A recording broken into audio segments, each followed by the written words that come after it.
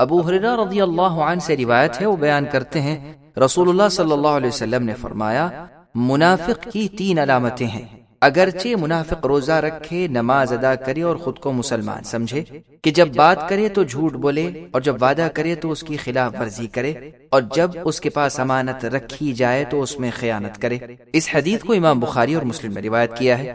کبیرہ گناہ اور نفاق کی علامات کی 8ویں حدیث عبداللہ ابن عمرو رضی اللہ عنہما سے روایت ہے، وہ بیان کرتے ہیں رسول اللہ صلی اللہ علیہ وسلم نے فرمایا جس شخص میں 4 خصلتیں پائی جائیں وہ خالص منافق ہے، یعنی پکا منافق ہے، اور جس میں ایک خصلت ہے اس میں نفاق کی ایک خصلت ہے جب تک کہ وہ اس کو چھوڑ نہ دے۔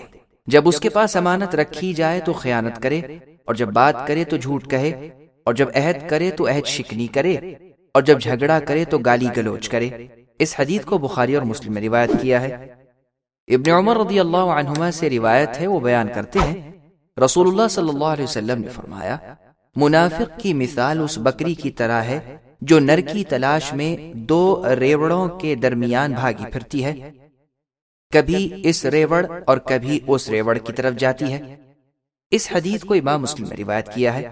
وضاحت: مقصود یہ ہے کہ منافق اپنی خواہش کا اسیر یعنی قیدی ہوتا ہے، جہاں سے اس کی خواہش پوری ہوتی ہے ادھر چلا جاتا ہے، اور مادہ بکری کے ساتھ تشبیہ دینے سے شاید مقصود یہ ہے کہ منافق سے اس کی صفت رجولیت یعنی مردانگی چھن جاتی ہے، دلیری، مستقل مزاجی اور عزم مفقود ہو جاتا ہے اور صرف لالچ باقی رہ جاتا ہے۔ واللہ اعلم۔ سبسکرائب کیجئے ہمارے چینل اور دبائیے بیل کا آئیکن تاکہ آپ کو ریگولر نوٹیفیکیشن اپڈیٹس مل سکے۔